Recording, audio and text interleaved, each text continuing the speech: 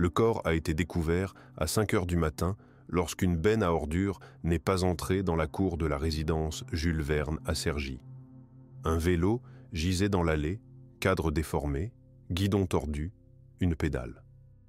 La femme qui a appelé la police a parlé presque à voix basse. Je pense que quelqu'un dort ici, ou qu'il est mort. Je ne sais pas, je suis désolé. Il a quelque chose sur le visage. Les images de vidéosurveillance montrent un homme cagoulé traînant un vélo dans la cour à 4h19. Il titube. Il s'assoit, tombe, s'allonge, se relève. Disparaît derrière les buissons. La caméra s'éteint. Un voisin du 3e étage qui partait en garde à l'hôpital de Pontoise a raconté plus tard « C'était étrangement calme. Pas de vent, pas d'oiseaux. C'est comme si quelqu'un avait éteint tout le quartier. » La victime a été rapidement identifiée. Julien Morel, 28 ans. Coursier originaire de Bezonne, il travaillait pour Uber Eats. Pas de femme, pas d'enfant. Un studio loué, poli. Ne buvait pas.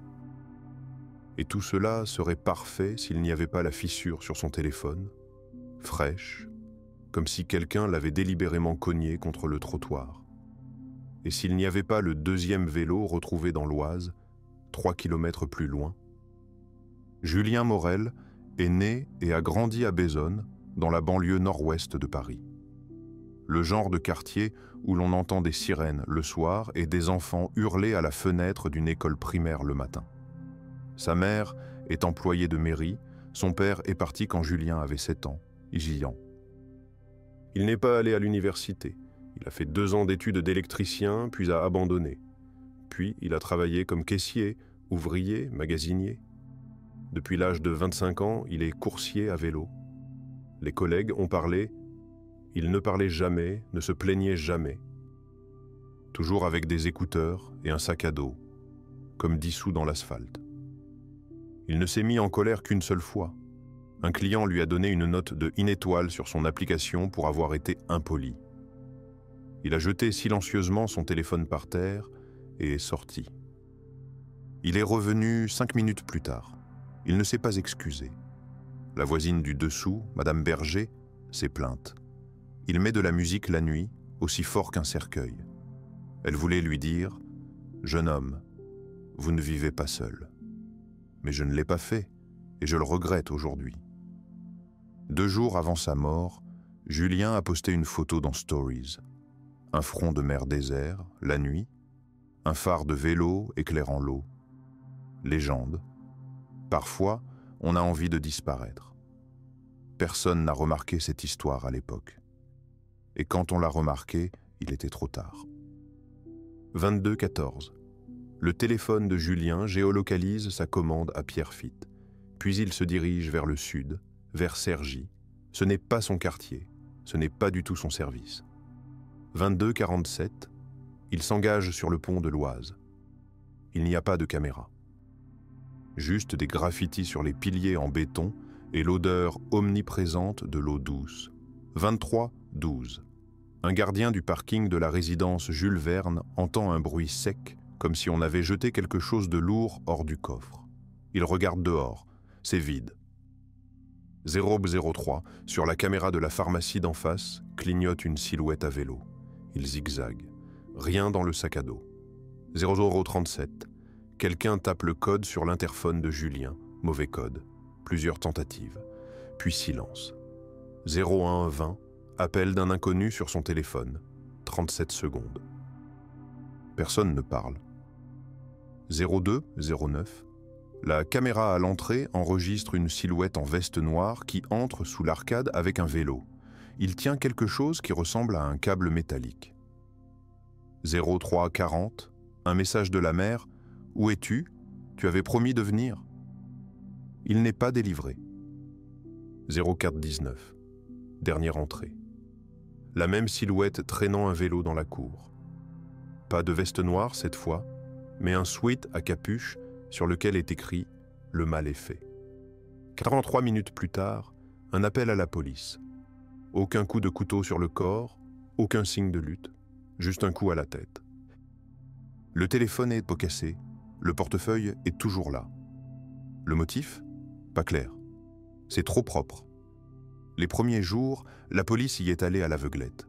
Pas d'armes, pas de mobile. Mais ils ont trouvé un deuxième compte Uber Eats, enregistré au nom d'Amin R, avec la photo de quelqu'un d'autre. Le téléphone était éteint le soir du meurtre.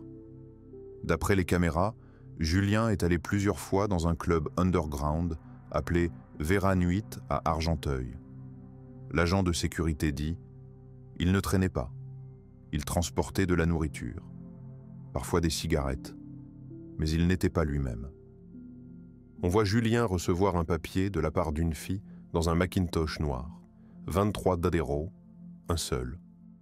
Puis il y a une découverte étrange, le portefeuille de quelqu'un d'autre, un permis au nom de Karim B, un laissez-passer pour Orger Logistics. Il a démissionné le matin du meurtre. Disparu. Tiens. Julien a demandé 300 € à sa copine. Il lui a dit « S'il arrive quelque chose, tu es hors jeu ».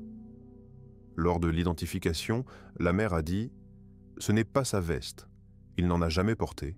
Les empreintes d'Amin R à l'intérieur. » Dans la poche, un ticket de caisse d'un magasin à Paris, 22h56.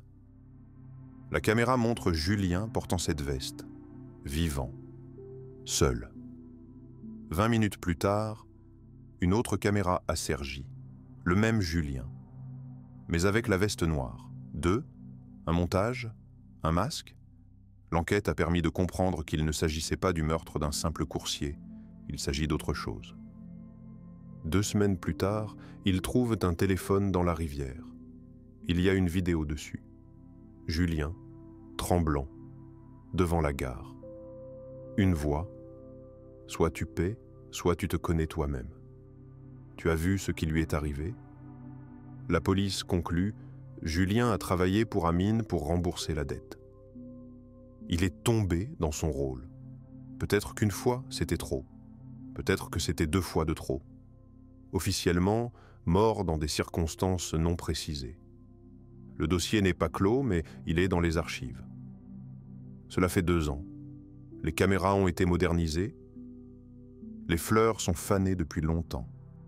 Amin est toujours recherché. Il y a une vidéo sur YouTube. Un cycliste la nuit, le mal est fait, écrit sur son sac à dos. Les commentaires sont fermés. Sur le mur, près de la scène de la mort, quelqu'un a laissé un feutre. Ce n'est pas parce qu'on disparaît qu'on est oublié.